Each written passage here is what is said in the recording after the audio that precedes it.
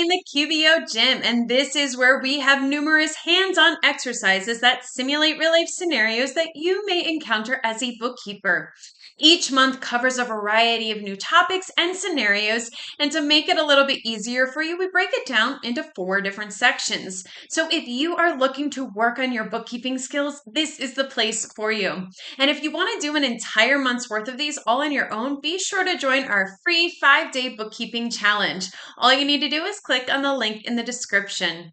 But let's get into today's exercise, which is being pulled from our August Year 1 cardio section.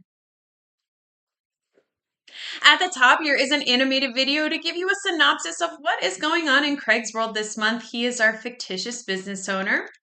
Further down is an interactive pre-assessment quiz that relates to the video up above. Below that are all of the exercises in this section. And at the bottom here is an optional area where after you have gone through all of the exercises in this section, you will unlock some sample marketing posts that you can use on your LinkedIn to share with everyone what you have learned so far. So let's get into today's exercise where we are going to practice invoicing and sending statements. Go ahead and click on the link right here to have it pulled up, the exercise to pull up for you. I have it here on the right side of my screen, so let's read through our scenario. Craig asks you to invoice Amy for the rush fee and to send a statement to Sushi by Katsuyuki for their remaining balance. So here's how to do this.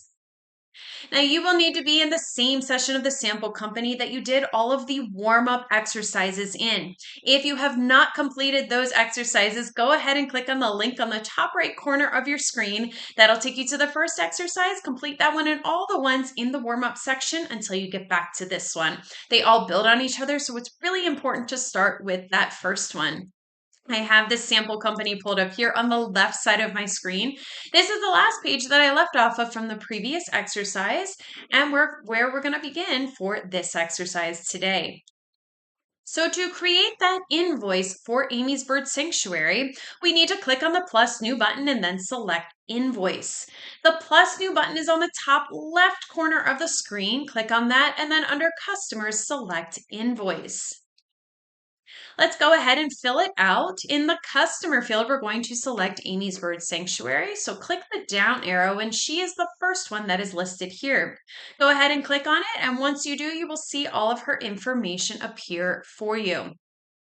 Now, there's no product service that's set up for rush fees, and so we will need to create one now. So in the product service field, we're going to select plus add new. So click into this box right here and then click on the down arrow and select plus add new. And when you do, you will see this little pop out that will show up for us. Now let's go ahead and click on service. Since it's a rush fee, it's not inventory or non-inventory. And then let's go ahead and fill it out as such. In the name field, let's type rush, since that's what it's for. It's a rush fee. We should use a description that sounds a little bit nicer for the customer, because whatever you put here in this description field is going to show up on the description field here in the invoice, and you'll see how that goes in a minute. So in that field, let's go ahead and type expedited service charge. Click into it and then type that out. Expedited service charge. Let me make sure I spelled that correctly. Expedited service charge. And then in the income account field, we're going to select fees billed. So click in that down arrow. You can either start scrolling. I'm actually just going to type it. And fees billed will show up for you. It's an income account, so click on that. And you'll notice here that we left this sales price rate empty here, and that is because this particular fee may change as he uses it over time. So rather than having a default price, we're just going to leave it blank, and then anytime that he uses this particular fee here, he can just go ahead and put in the amount that it would be for. So we're all done here. We're just going to click on Save and Close, which is the green button on the bottom right corner. Click on that. And with the service item now created, we can go ahead and complete the rest of the invoice. So in the amount field, we're going to type 15. I'm actually going to collapse this. I should have done this earlier. This is like a little pop-out bar, pop-out drawer, excuse me, that when you select the person's name will pop up if there's anything that needs to be added that QBO thinks needs to be added here from other transactions. We are not going to bother with this because we don't need it right now. So go ahead and click on the arrow to collapse it if you haven't already. All right, so let's go back here. The amount of the fee is going to be $15, and so we need to put that in the amount field. Click into that field, type 15. When you hit the tab key over, you will see that it has been updated. Now note that Craig has been collecting some time entries on custom design projects he has been working on for Amy. You checked with Craig to confirm that he does not want to bill her yet for it, so you just go ahead and finish the invoice.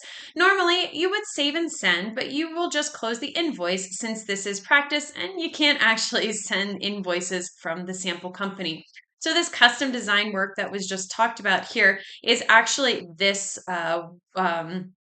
billable time that's mentioned here. So that's why QBO didn't know if we wanted to add it to the invoice. Craig said not to do it right now, so just click on that arrow to collapse it. Now again, you would just click on save and send and this invoice would go directly to Amy, but since we can't send that in the sample company, we're just going to save and close. So click on the down arrow next to save and send and then select save and close. And now Amy's invoice has been taken care of. So now we just want to work on this statement for Sushibe Katsuyuki. Now, if you remember from a previous exercise when we received payment from them, that Sushi by Katsuyuki's most recent check of $50 did not cover the invoice total of $80. In addition, there is a second outstanding invoice. So we want to send a statement to them to remind the owner that he still owes more money. So to do that, we're going to, from the left navigation bar, hover over customers and leads and then select customers.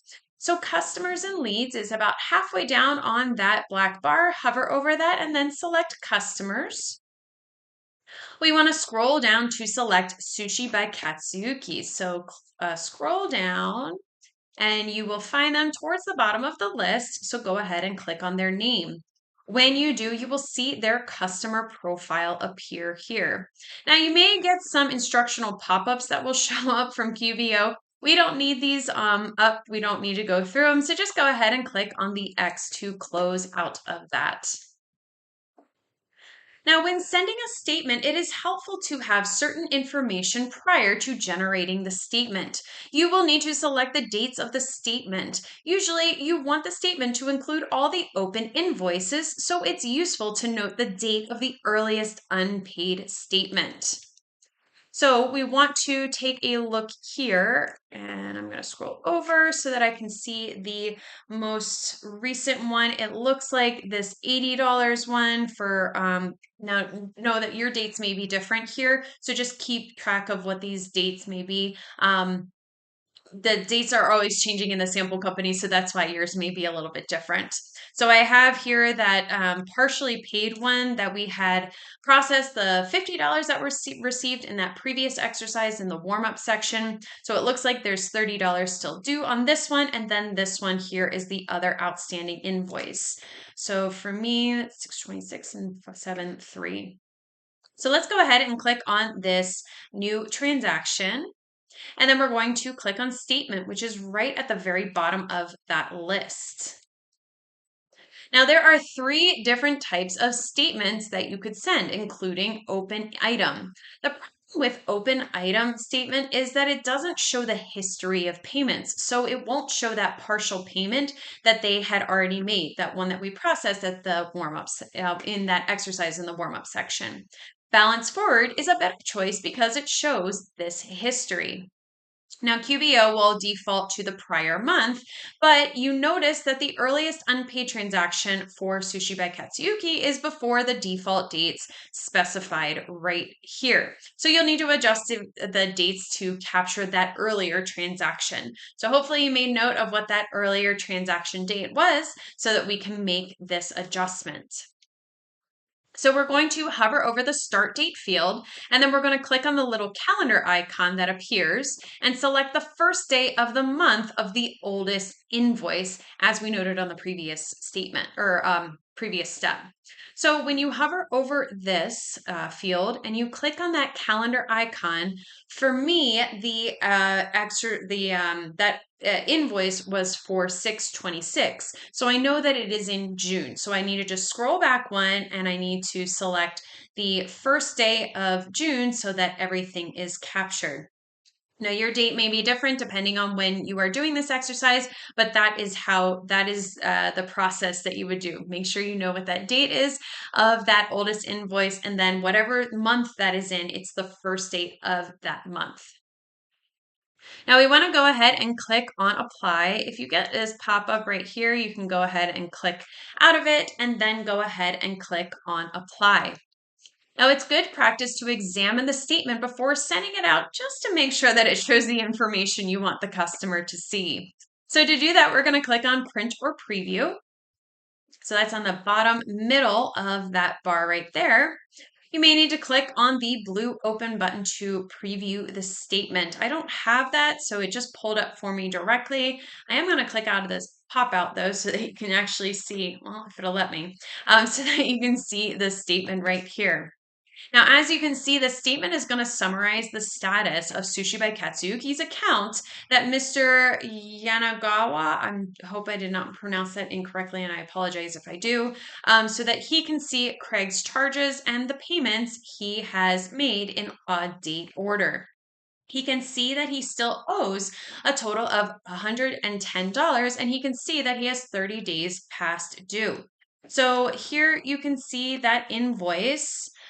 These are two invoices. It looks like there was a payment made on this one, and then there was another invoice, and he's only made that $50 payment from the previous exercise that when we received that payment.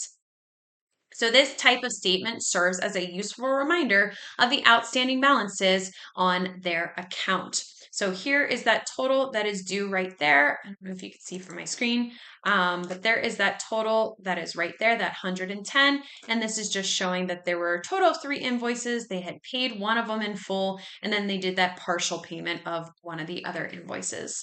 Now, normally you would either print and mail or you would email the statement after reviewing it.